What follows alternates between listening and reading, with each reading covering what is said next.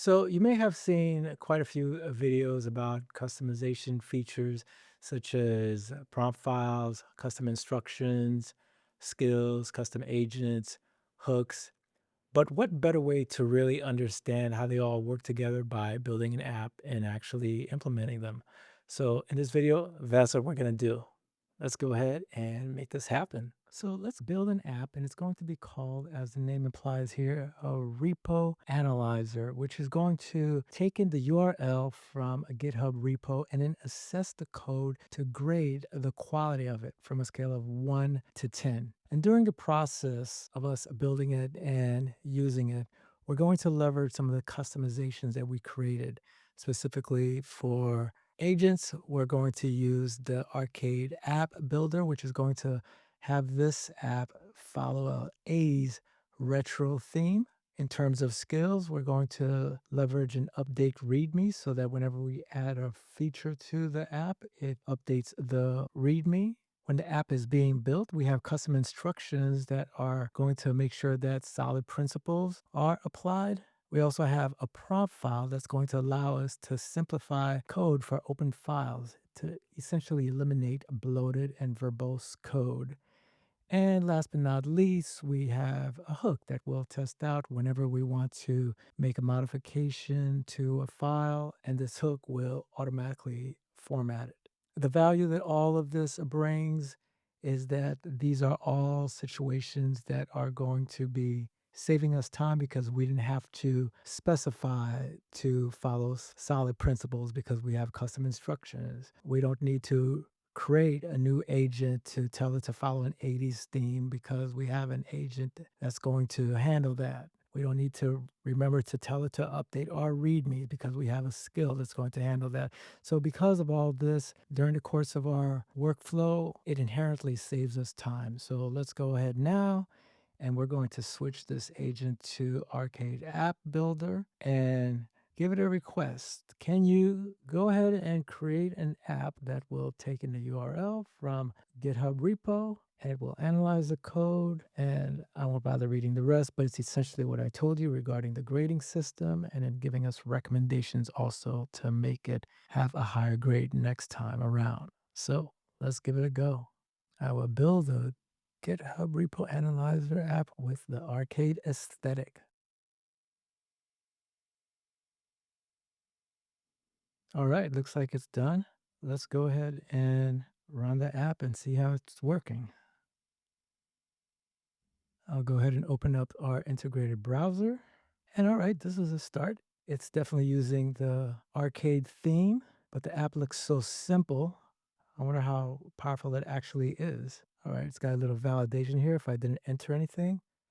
But let me go ahead and pull up a real repo that's out there from GitHub and see how it scores it. This is a budget app that I created a few months ago. So I'm going to use this URL here. All right, well, there you go. So it rates at 4.3, could definitely use some improvements. And right below are recommendations to help increase the score. Add a license, add contributing file to improve docs, etc. Pretty cool. All right, so let's create a README. Create a README for this project.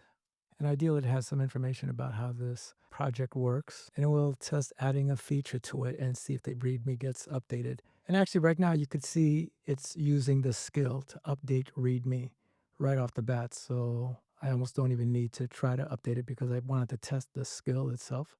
And it looks like it is using it. So this is the README that it generated with some information here. And let's see where it references dark mode. Let's say I want to remove the dark mode feature. That button I just pressed is the dark mode, light mode feature. Let's go ahead and remove that. And this is just for the sake of testing to see if our README gets updated to indicate that that has been removed or if there's just no mention of dark mode anymore.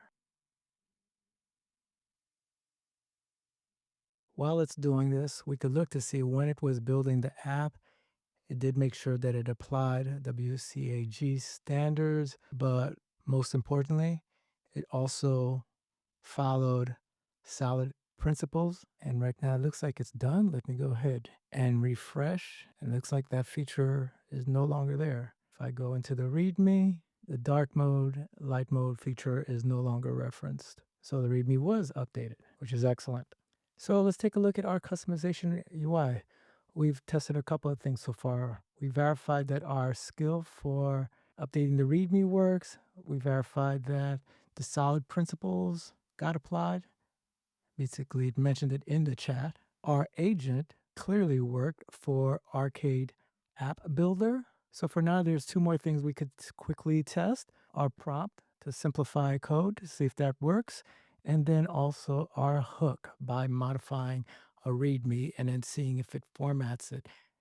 Now, it doesn't have to be just the README, but it's the simplest thing I want to go ahead and test. So let's go ahead and just change this formatting here a little bit, make this uneven, and let's make a change. Can you go ahead and modify the README so that the name is not just Repo Analyzer, but it says Fantastic Repo Analyzer?